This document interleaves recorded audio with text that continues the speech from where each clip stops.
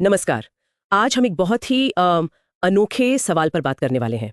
ये सवाल एक स्रोत से हमारे सामने आया जिसका शीर्षक है जगन्नाथ की आंखें, दिव्य प्रेम की एक झलक। और सवाल ये है कि भगवान जगन्नाथ की आंखें इतनी बड़ी क्यों हैं?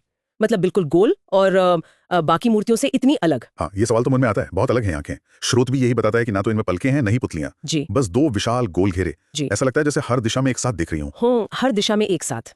तो स्रोत में जो पहली व्याख्या मिलती है वो है समानता की, कि ये आंखें ये दिखाती हैं कि भगवान की नजर में कोई भेदभाव नहीं, न ऊंच नीच, न कोई जाति, न धर्म। बिल्कुल, उनकी दृष्टि सबके लिए एक समान है, हर जीव के लिए एक जैसा प्रेम। और ये सिर्फ देखना नहीं है ना? जी ये एक तरह का मतलब बिना शर्त वाला दिव्य प्रेम है, यूनिवर्सल लव जिसे कहते हैं, हाँ, सबको स्वीकार करना। बिना किसी शर्त के। जी जहाँ कोई बाहर नहीं, कोई पराया नहीं, सब अपने। ये बहुत गहरा संदेश है इसमें। ये तो है, लेकिन बात और भी दिलचस्प हो जाती है जब स्रोत इसे श्री कृष्ण से जोड़ता है। एक कहानी है ना कि जब श्री कृष्ण ने अपना शरीर छोड़ा, हाँ, वो कथा। कि उनका हृदय बच गया था एक दिव्य रूप में, और वही बाद में जगन्नाथ रूप में स्थापित हुआ। जी तो क्या इन आंखों का उससे भी कोई संबंध है? बिल्कुल है।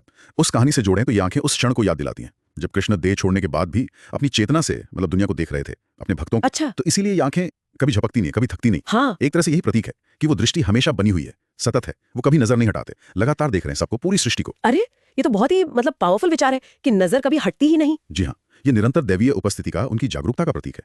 और ये कोई सजा देने वाली निगरानी नहीं है, बिल्कुल नहीं। ये एक प्रेम भरी नजर है, संभालने वाली, साथ होने का एहसास दिलाने वाली। एक प्रेमपूर्ण समावेशी नजर जो हमेशा है। हाँ, स्रोत भी इसी सतत करुणामय उपस्थिति की तरफ ही इशारा करता है।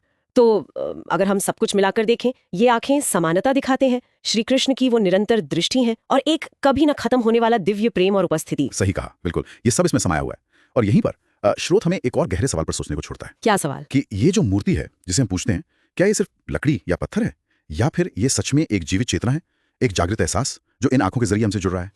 ये तो बहुत गहरा सवाल है कि ये सिर्फ प्रतीक है या उससे बढ़कर कुछ है। हाँ, सोचने वाली बात है कि इन आंखों में आखिर ऐसा क्या खास है, क्या जादू है कि करोड़ों लोग खींचे चले आते हैं। सही बात है। स्रोत भी आखिर में यही पूछता है, पढ़ने वालों से उनकी राय।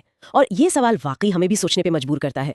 आस्था क्या है? प्रतीक का मतलब क्या है? दिव्यता असल में है क्या? शायद जवाब से ज्यादा गहरे सवाल ही छुपे हैं इन बड़ी खुली आंखों में। बिल्कुल, शायद यही इनका असली रहस्य है।